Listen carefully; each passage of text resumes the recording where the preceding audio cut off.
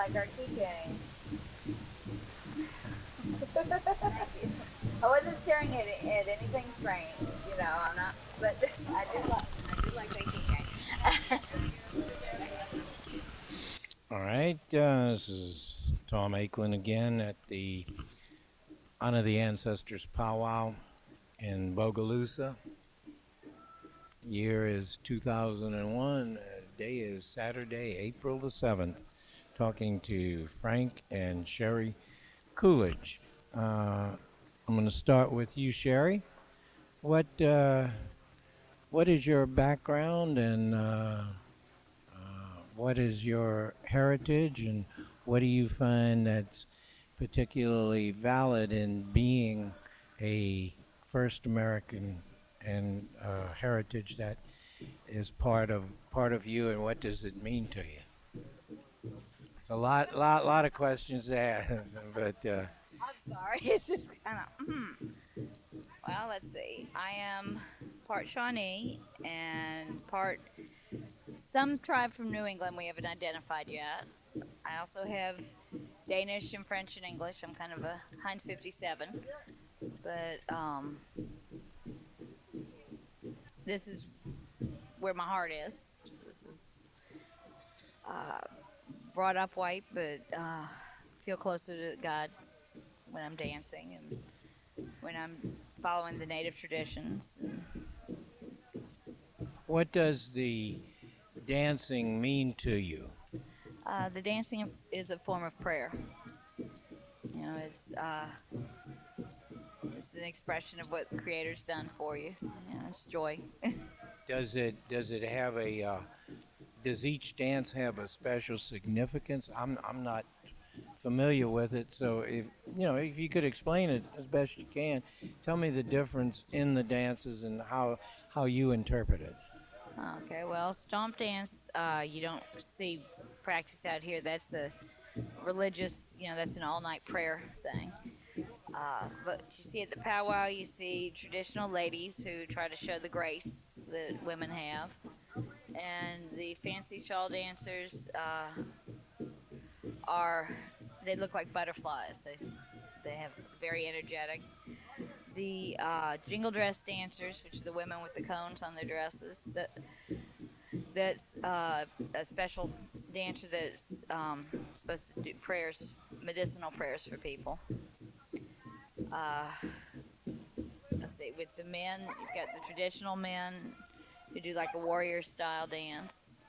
And the fancy dancers have two bustles on the back and lots of bright colors and fancy moves. And uh, they're the ones that the Mardi Gras Indians look the most like. And let's see, the grass dancers, that's also a medicine dance, and it's a story about a crippled boy who was allowed to dance because he wanted to do so much that Creator healed him long enough to be able to dance. Well, is each dance step different, or is it Yes, yes. Uh, well, I don't do. You'd really have to watch it. The only one I do, well, I stomp dance and I do the women's traditional, which the women's traditional is just like a step and bounce, and it's real slow and graceful. And the others kind of twirl and dance around and look a lot more energetic. And, you know, it, how did you find out about your heritage? Did you know about it all along? no, going to powwow, and then I started doing genealogy. I got interested and started doing genealogy So you didn't know you had native blood until you went to a powwow? until after. Yeah, I went and I identified real strongly. I started looking into it and found it. So it was sort of a spiritual osmosis with you then. Right. That's interesting. Tell me with the female dancers. I mean, I can understand the warriors would dance to sort of get prepared for battle and to ask the Great Spirit to protect them in warfare and all. But how did the female dancing originate? Are you familiar with that? It's all prayer. It, Just prayer, huh? So, Prayer is socialization. It's, you know, okay. When you say you know you have New England uh, tribal affiliation, but you don't know how. How do you know that you have that? through the genealogy, but we haven't been able to identify which tribe it is yet. There's a lot of different tribes in New England, and it's finding the documentation for it. That must be very difficult. It is. It wasn't a good thing to be Indian for a long time, so it was hidden a lot. You know. What you do it on the internet? No, my hard drive crashed, so I have to do the paperwork thing. So you go to what you correspond and you go to the courthouse records and things of that nature. Oh, okay. Um, you say you were uh, at the crab festival. Yeah, yeah. What were you with your booth then? Oh, okay. When was that? I've done the crab festival. I think 4 years. I think. And is that profitable? I mean, is it? Would you think it's a success for you? At times, it depends on the rain. Okay. And how's it been here so But far? this is what I do for a living.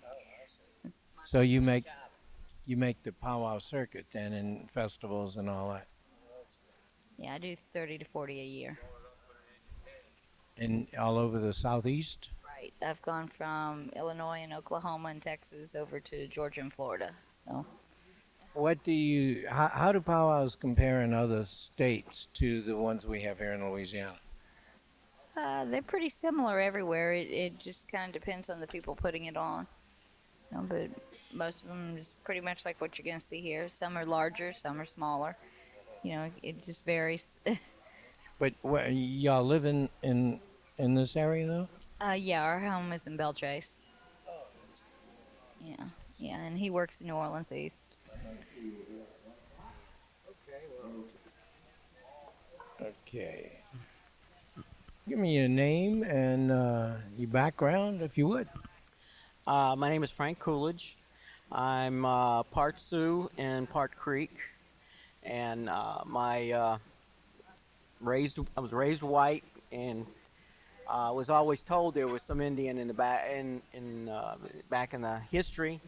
Also, we have some Choctaw we're trying to track back right now that part of the family was trying to say they we didn't have, and basically, we, her and I Sherri and I came to a powwow, and we felt more comfortable here than we have felt any place.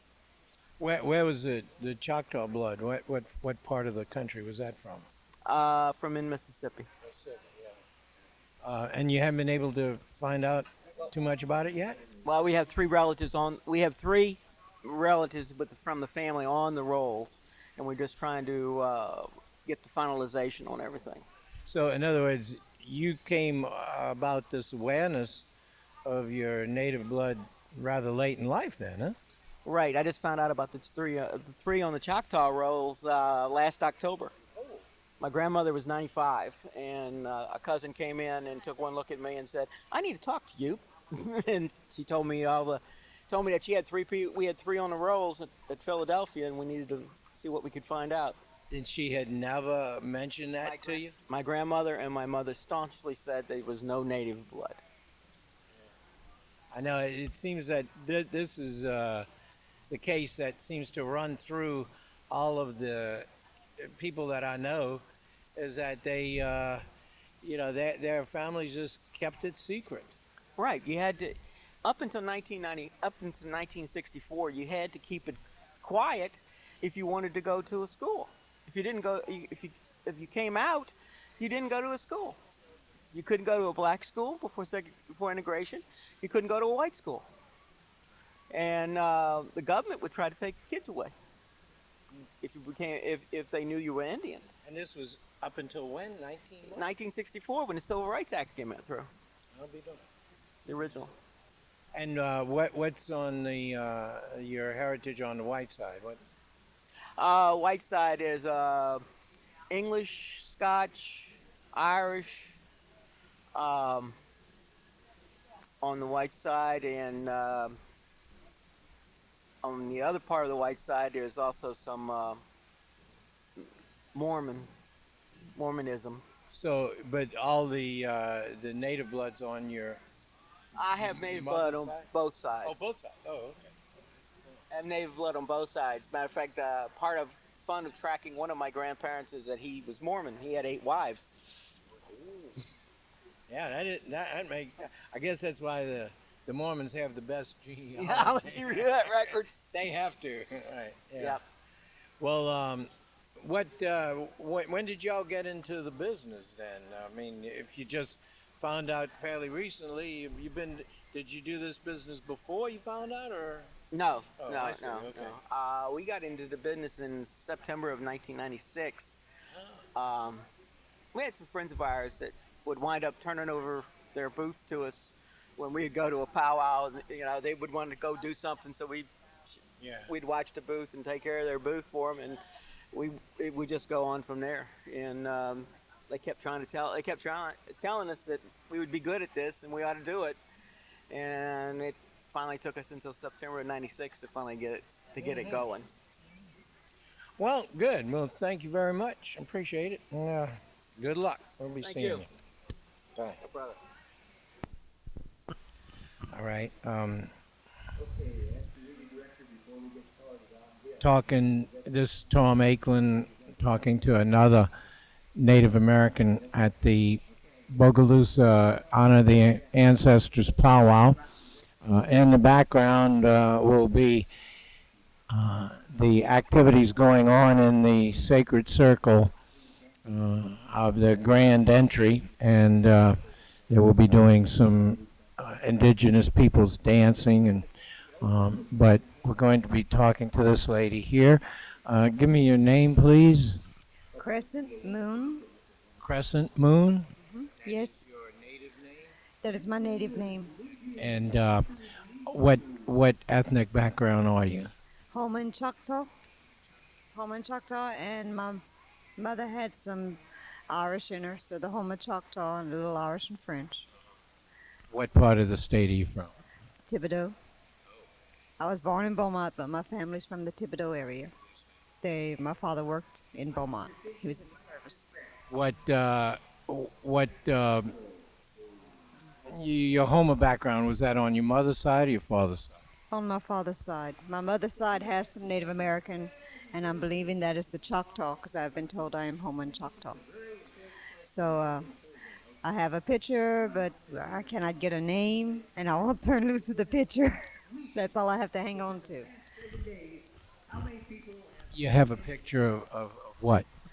Of my great, great, great grandmother on my mother's side. I have. And I have my mother, my grandmother, my great grandmother, and then I have this woman.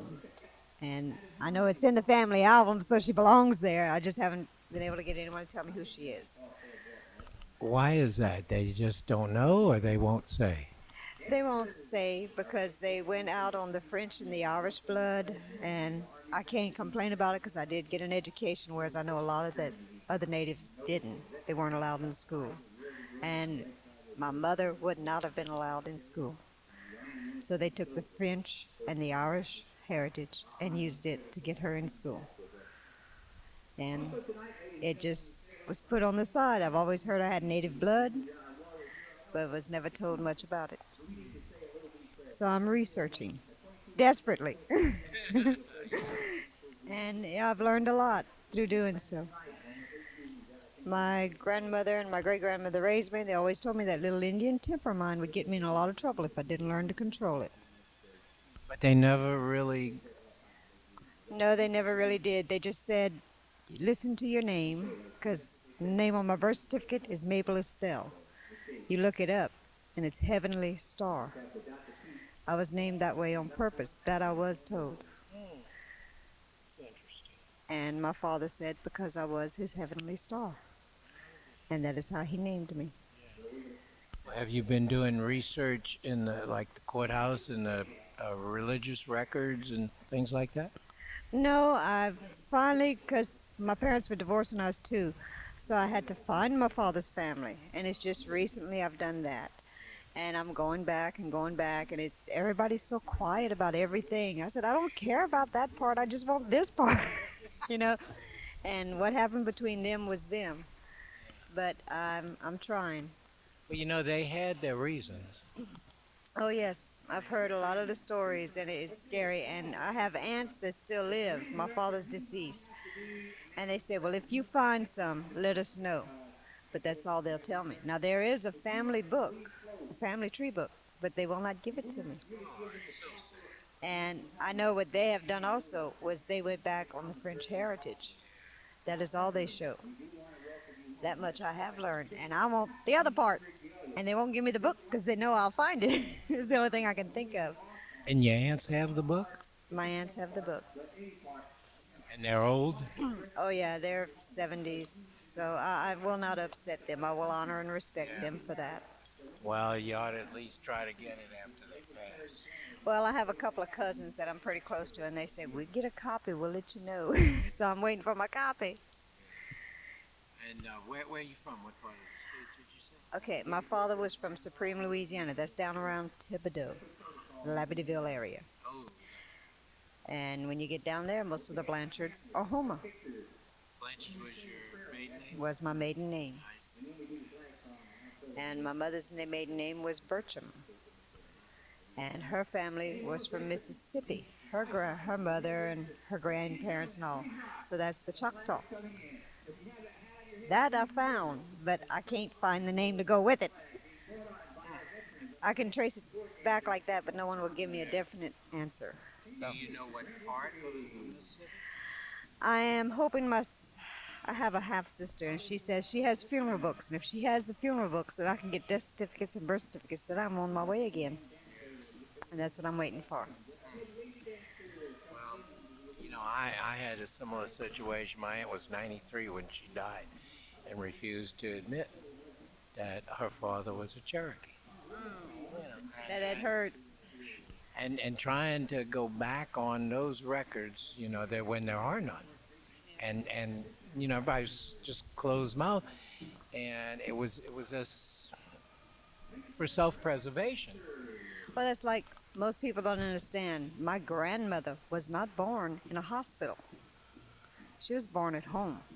My great-grandmother had both of her children, her son and her daughter, at home. This I know. And we got her Social Security card, her driver's license. Back then, you could get that pretty easily. Not like now where you have to have proof that you're an American. And we have tried, like 5-6 years before she died, she's dead 6 years now, to get her birth certificate out of Mississippi. They keep sending us her brothers. And the only thing we could figure is they said, well, they're just not going to acknowledge her. And that is where I believe the Cherokee line, if I can find it, that's where I'm going to find it at. The Cherokee or the Choctaw? Choctaw. Right? Yeah, But, and someone said maybe Cherokee. That's why that come up. But I need to go back and get into Mississippi and find if my great-grandmother had a sister or my great-grandfather had a brother in that area, or who, what, and where the graveyards are, or anything like that to find this information. Because not all of them went to hospitals. They were at home, had midwives, and it's up to the midwife to turn it in, and sometimes they didn't. Were they Catholic? My great-grandmother was Catholic, my grandmother was Protestant. Catholics kept pretty good records if they baptized you. Yeah, but she wasn't, she was Protestant. It is, and it's been an experience and a trip and a half. How long have you been doing this? I mean, were you raised with this knowledge? Probably not, huh? No, I kept hearing that Indian temper is going to get you in trouble, calm it down. And there are certain little things like the beadwork. We did a lot of beadwork when I was a kid, but I thought that's something everybody learned because when I was growing up, all children had to learn how to cook, how to clean house, how to sew. So I figured this was just part of it.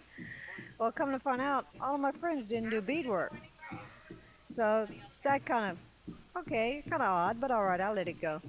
And now that I'm into this, I found out why the beadwork. Okay, certain things done a certain way. Most white people don't do them that way, but natives do. Certain customs. And but I was never told why. It's just do this. Do not question. So I'm learning, and it's only been the last 6, 7 years that I've really tried looking or trying to get some answers. Well, good luck to you. Thank you. Do you have any other information or stories that you'd like to share or tell us? Well, it's just whoever is in our condition of looking in this situation, don't ever give up. 'Cause if it's in your heart and you really want it, you'll find it. And if it's in your heart, you really don't need to find it. It's already there. Ah, very wise. It is there, and no one can take what's in your heart. And have you, how do you feel about powwows? Obviously, you're here as a vendor. I also dance. My daughter dances. Uh, I'm just taking it easy today. I'm being lazy as it is, but I have some beadwork to do and stuff. But the powwows is a social gathering. It's a gathering of the different tribes. You learn, you share, and it's a way to learn your culture or learn more of your culture. And you never know when someone might say something that rings a bell.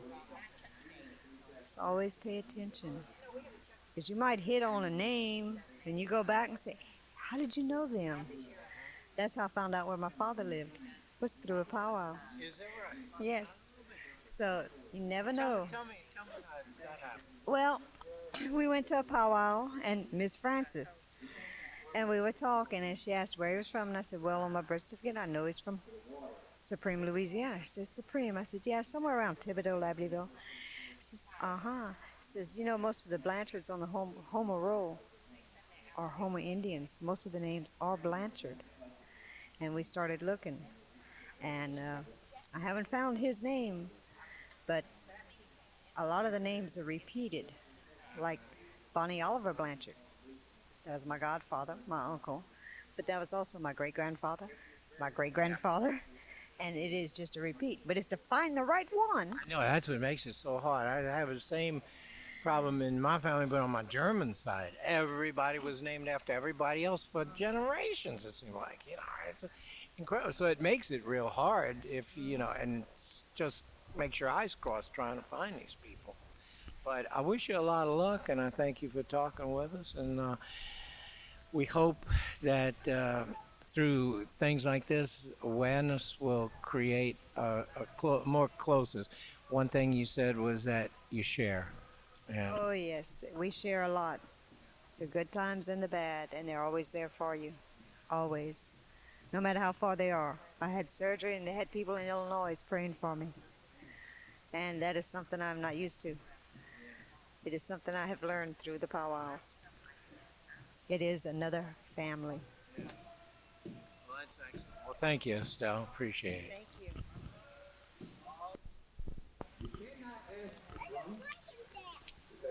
Yeah, he's flint napping. What's your name? Zachary. All right. You enjoy what he's doing here? Huh? You like what he's doing? This is called a microphone. Watch. That is true flint. And this is exactly the way they, with a piece of iron and Georgetown flint. And this is one of the strikers, what they used to use to make the fires with. Georgetown. Georgetown flint. What's your name? My name is Broken Eagle. Broken Eagle. Where you from, Broken? From Oklahoma. Oklahoma. Chiricahua Apache. Oh, well, when they made us mad, I would imagine. I would imagine when they made us mad. What? Are you in business, or is you do the powwow circuit, or what? Right now, I'm here. I do the powwow circuit. My other half, she's a fancy shawl dancer, competition fancy shawl. As for right now, this is my living. I do a demonstration booth for all the kids around here and show them how to make the original arrowheads. It's the way they done it back then.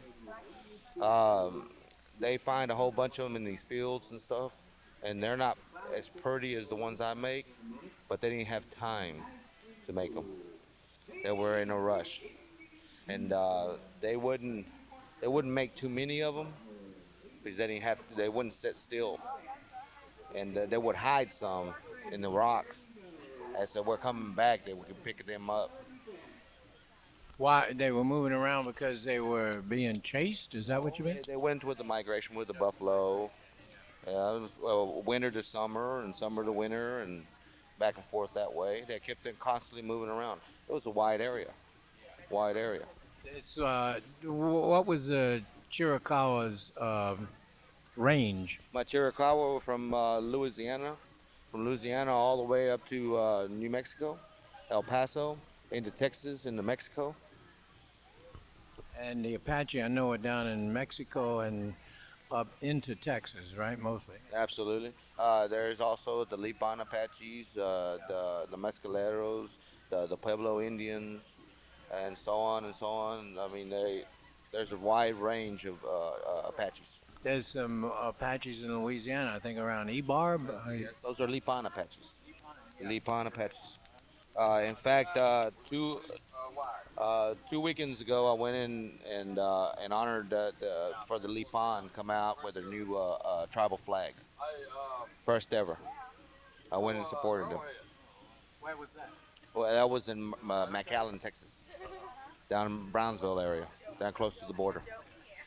Uh, is Flint Knapping your whole program? I mean, or do you make stuff after you form them up? What do you make?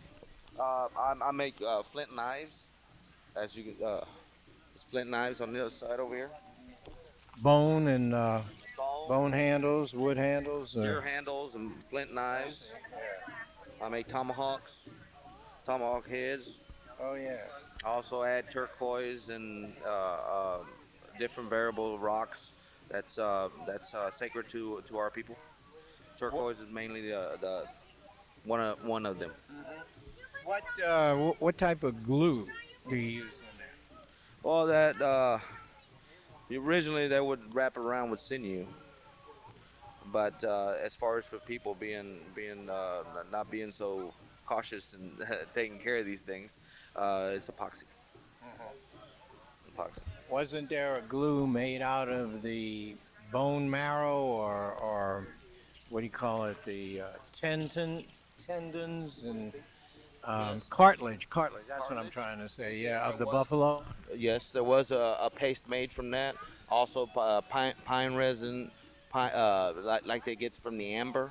You know how amber, after a while in the ground, it gets just like a rock. And they would tree sap. They would make the special concoctions to do that. But it's smelly. That's why people get away from that. It's really smelly.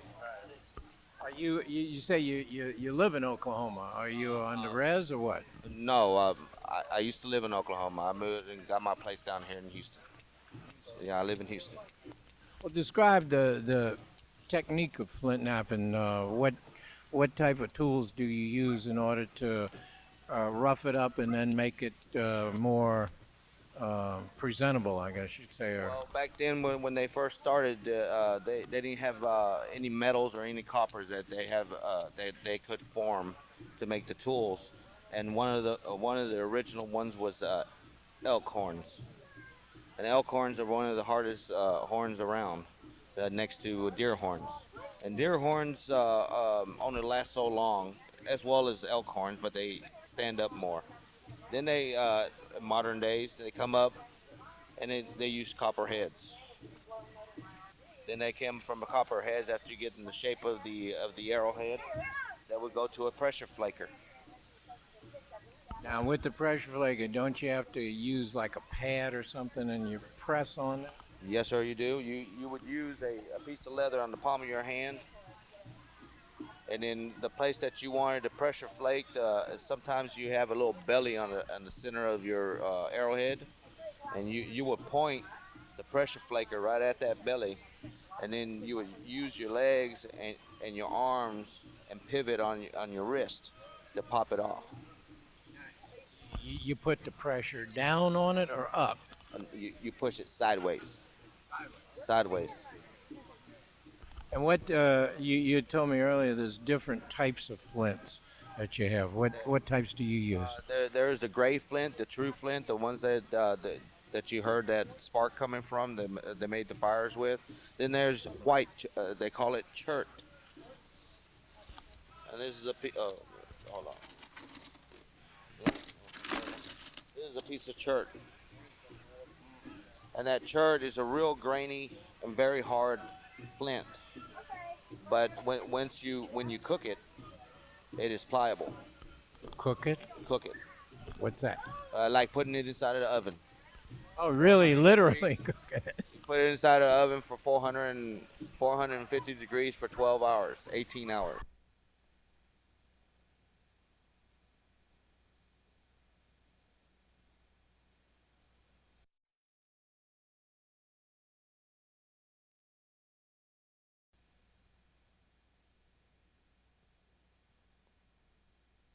Usually, in the old days,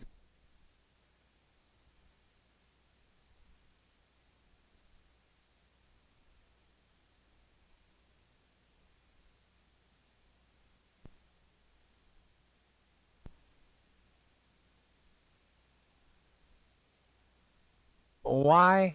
Why the chert was cooked, and what's the dangers of that? the dangers of it is that sometimes the certain kind of flint and chert that's a different kind of that you make the arrowheads out of. They had to have to cook it because it was very hard.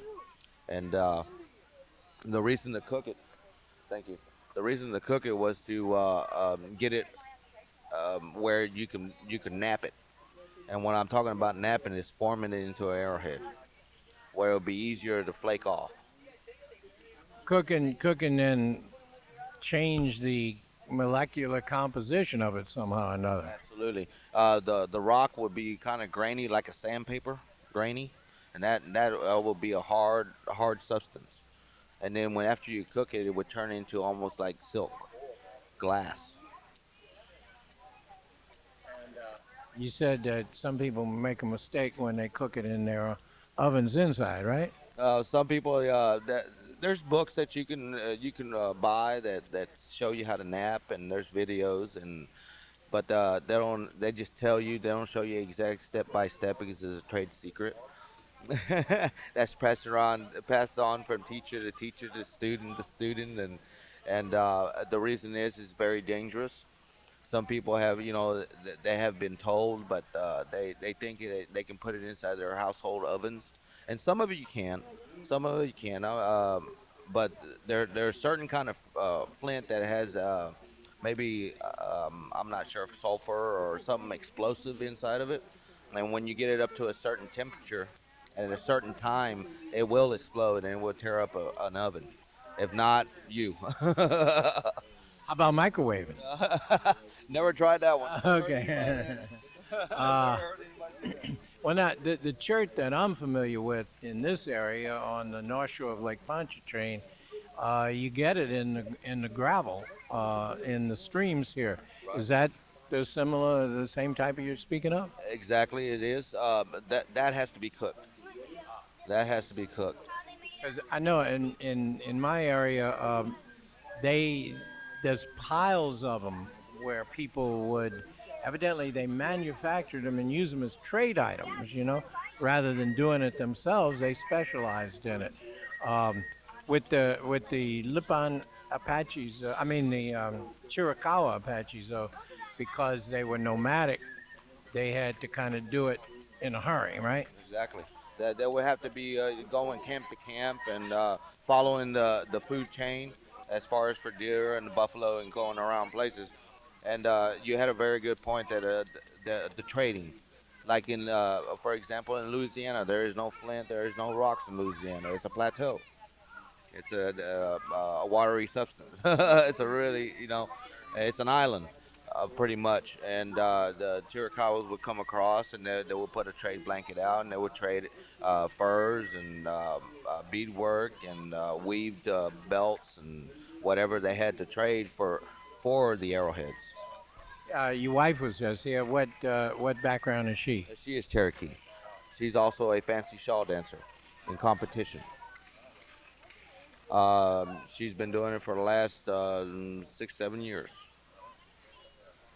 Well, when you learned this, was it from your parents, or was there like an instructor who passed this skill along to you? It was an elder, and what I mean by an elder is like a grandfather, like your uncle. But he wasn't my uncle; he was a friend of mine. But he became my teacher, my instructor. He had a not, I wouldn't say a duty. He had an inspiration to teach me. And when I seen it the first time, I broke everything I could. I mean, I had a mound of rock about as tall as I am, and I'm 6 foot tall almost, And but it took me almost a year to even make my first arrowhead. Yes. What was I mean, why did it take you so long? Be perfectly frank about it. I mean, Well, one of the reasons is the imagination. If the imagination isn't there, it's really hard to see. You have to talk to the rock. You have to be one with the rock. I know it's kind of funny, but it's that way. I mean, if you're in a bad mood, all that energy that you have inside you goes to your actions, your movements, the way you talk to people, and if you treat the rock right, it'll come out right. If you are at peace with yourself, it'll be a lot easier. it's odd you said it because the flute keeper down there said pretty much the same thing about the wood that he uses. So well, thank you very much. I appreciate it, and good luck to you. Well, same to you.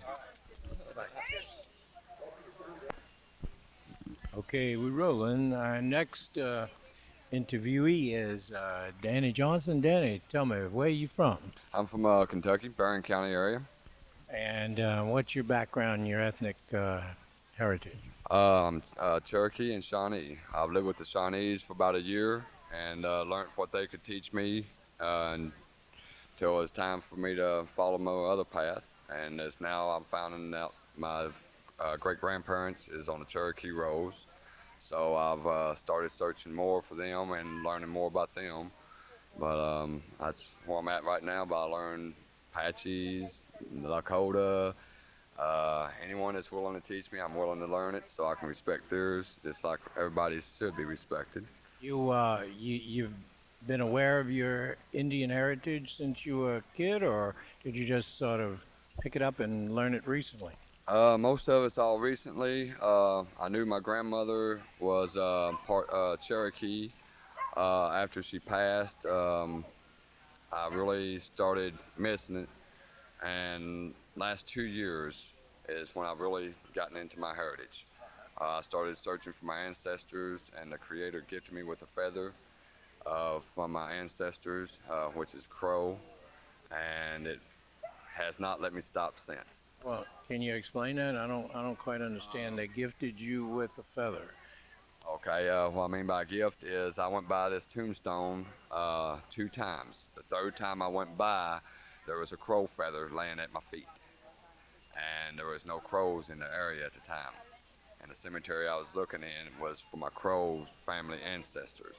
Oh, the Crow Indian tribe. No, Crow was in the last name, and but it was the first feather that was ever gifted to me from the Creator. That's how I look at it. Is gifted is because if there was a crow sitting there and plucked it out, it would have been a gift from him. But there was no crows in the area because it was still cold out, and there was none in the area at all. So I walked by it, and I know I was looking at the ground the whole time, and at the headstones and everything. But there was no feather until I walked by the third time, and it's just appeared there. And the headstone was who now? This was one of your relatives? It was probably a distant relatives. The cemetery I was in was a family cemetery. I don't remember the family members or how close akin they are, because it was both sides of the family was buried there and stuff. And this was in Kentucky? Yes, sir. It was in fact, Barron County, Kentucky, also. My people is from around Barron County, Monroe County, Cumberland County, and Metcalfe County was the cemeteries I was in at that time. They, from what I've found out, originated originally from around Virginia, North Carolina, and Tennessee. And then you went to, that's when you first learned of your heritage, and that's when you decided to kind of investigate it more? No, I was on come back from a job that I got laid off from. We was on a layoff for winter, and I stopped at a gentleman's booth there in Cave City, Kentucky, and got talking. And he says, "Well, who's your ancestors? You know, what Cherokee ancestors do you have?" And I called off some. He said, "No, you have more." And that's what got me interested. He got me really searching, and I found out instead of just one side of my family, my grandfather on my dad's side is also Cherokee. My mother, grandparents, and on my mom's side is also Shawnee and Cherokee. We have what they call the Creole reunion coming up the 1st of June, first one ever in 50 years, and they got proof of what the blood and everything comes from. But that's when I started searching, and I went to Ohio and ran into some Shawnees, and they said, "You're part of us," and showed me the things about what they considered was part of them, and they wouldn't let me leave. Basically, they just adopted me, and my teacher is a very good man, and he was real spiritual. He was Latter-day Saint. He was supposed to be a preacher there, and turned it down and went walking the native path instead. So he just took the spiritual part of it and spread it, and calmed me down because I was real angry and hating and everything. But that's what he got me calmed down a little bit and taught me what the crow meant was to do no harm. So the Crow was your family name on your mother's side, and Johnson, because your name's Danny Johnson, Johnson was on your dad's side, I assume. Yes, sir. Yes, sir. But he was Cherokee also. Yes, sir. And he still says to the day he's on his deathbed that he is not. So he won't admit it.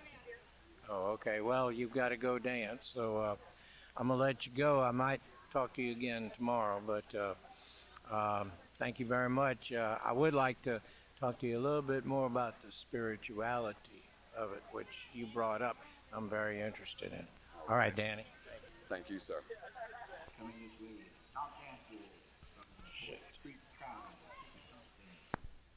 Lie about it, and it's, to me, it's whatever. Yeah. All right. Well, I'm be talking now to one of the elders of the Homa tribe, the United Homa Nation.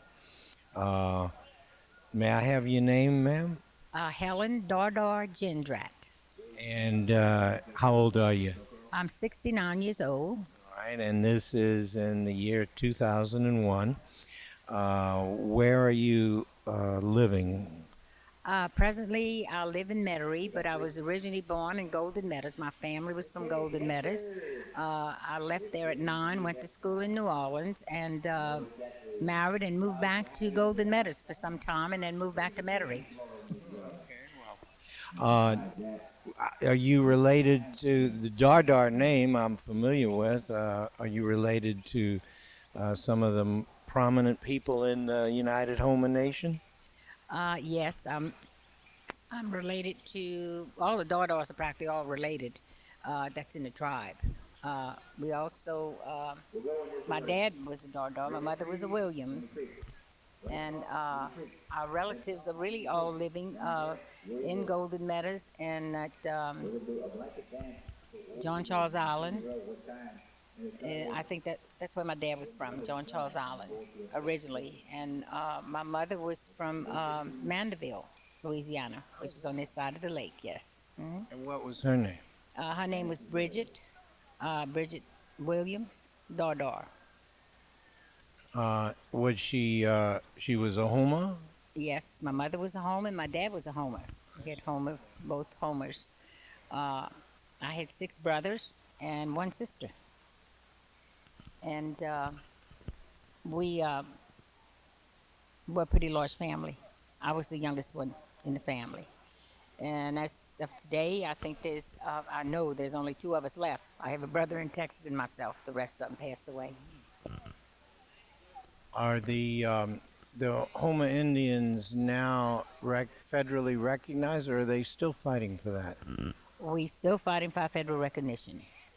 We have our chairwoman, Brenda Dardar Robichaud. She is the tribal chair lady at this point, and she's doing a terrific job fighting. Trying. We're still waiting. How long have y'all been at this? My God, we've been at this for the last that I can remember, um, about 15 years. We've been at it. It's been a long haul. It's a lot of opening doors, trying to tell, we're Indian, we lived Indian all our lives, our ancestries, and how we have to prove, we're the only people that needs to prove who we are. We're the first Americans and the only people that needs to prove who we are. Uh, but we're still hoping that they will federally recognize our tribe. And what will that mean to the tribe and the people in it? Well, one thing it's going to mean, it's going to give a lot of pride to our people because our people were always discriminated against being Indians. We couldn't go to school with the white people, and in our situation, there was no black schools to go to, so they just never went to school. I went to school because I was the youngest and my sister, but my brothers never had a chance to go to school. And all our relatives tell you the truth. I went to school. They opened a school for the Indian children in Lafourche Parish in 1936, between 36 and 35, and I was born in 31, so I got to go to school there. And then, like I said, at 9 we moved. My mother moved to the city, and I went to school, finished school in New Orleans. But my brothers never got to go to school because there was no school for them. I have two brothers that served in the service and got their education. Although my dad didn't know how to read or write, he owned a business. He knew monies and figures. Couldn't hardly speak English, and had a business. Do you all have a historian in the tribe, or more than one probably? But who would you say would be your most outstanding historian? Um, at this point, it would be Dolores. I think Dolores Dardar, which works at our center, which is Brenda Dardar Robichaud's mother. Did a lot of our ancestry, and she's our ancestry specialist, and she's still in the office in Golden Meadows at the center. Now you say you all lived Indian. What exactly would that be? What exactly means is that we had our own traditions, family values. I think it's close knit. Our children. It's a close knit family thing. Is why I said we live Indian. It's because I find that other people don't have the closeness that our Indian people have, and the respect of our elderlies. Our children are taught, respect for the elderlies. I think that's the Indian way, is what I'm saying. How would that also relate to nature? I think in the popular mind, people are aware that the native peoples lived closer to the earth and the animals and had more respect for them than the conquering European armies did. Can you explain how that would translate into the Indian experience? Yes, because the Indians took care of the land. Uh, they didn't kill animals just to be killing them. They killed what they needed to eat. They fished for what they needed. It wasn't a waste of what's happening today. Uh, they they just took care of everything more so than they do today because it was important to them because this is what they needed to live. They didn't have, I can go to the grocery store around the corner. So um, they appreciated everything more than I think than people do today. In particular, the land and the respect of, of the animals that we have. Well, they're going to have the grand entry now, so we'll pause for a moment.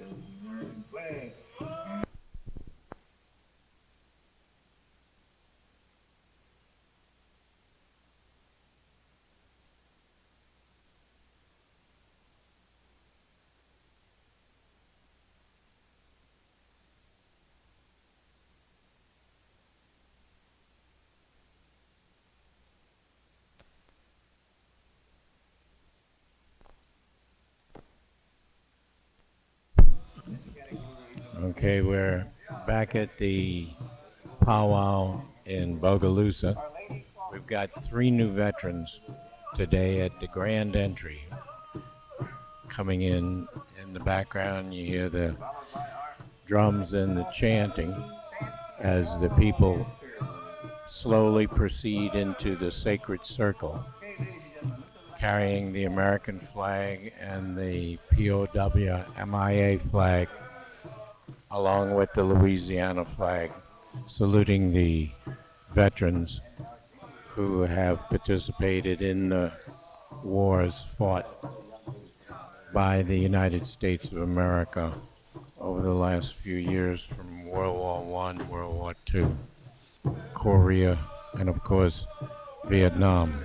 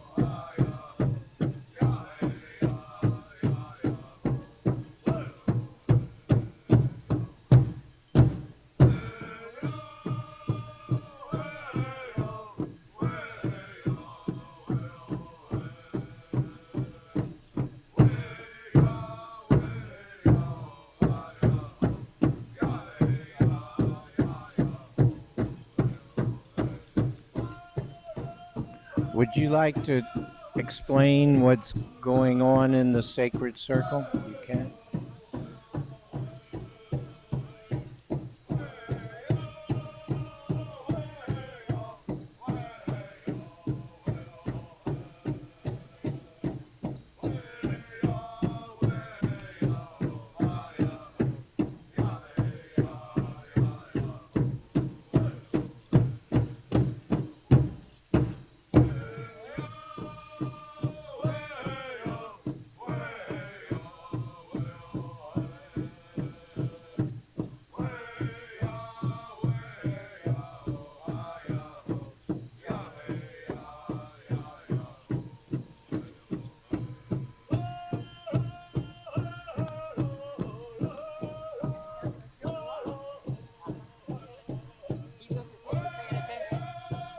He turns around to look to see if his grandma's paying attention.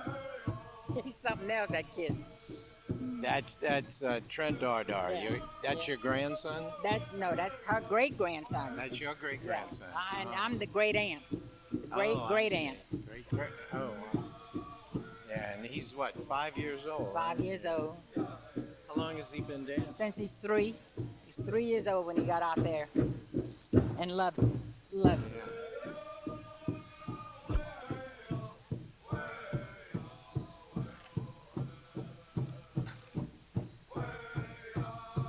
You all were out there yesterday, weren't Yeah. you? Yeah, I'm kind of like, I have two back surgeries, and it's not every day I can get out there. Yes, and ma'am, I do, understand that. The unity with all of us, for the brothers and our sisters, for those who have left, many had maybe had work conflicts that they had to go back to work. watch over them and protect them that they may arrive safely. For many of those that have came or are still coming here, the spectators, the vendors, the people of the committee, the dancers, the singers, thank you for watching over them so we all could be together again tonight. Great Spirit, we thank you for the air, we thank you for the land, we thank you for the sea, we thank you for the sky, for the trees, for the animals. We thank you for all that which is which you have created. And we know that we don't own the land, but we must take care of the land, for we are just keepers until our time comes. We are just here for a little while. But while we're here in a little while, let your guiding hand show us the right way to do things, please.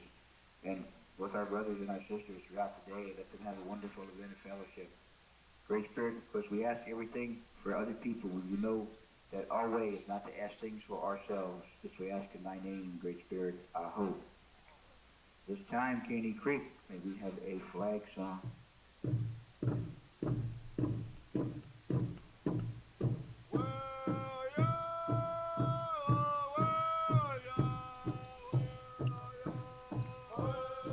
Now the three flags of the United States of America, the state of Louisiana, and the POW MIA flag the flags are being brought to the center of the circle, and everyone gathers around and faces the flags in tribute and honor to the fallen veterans.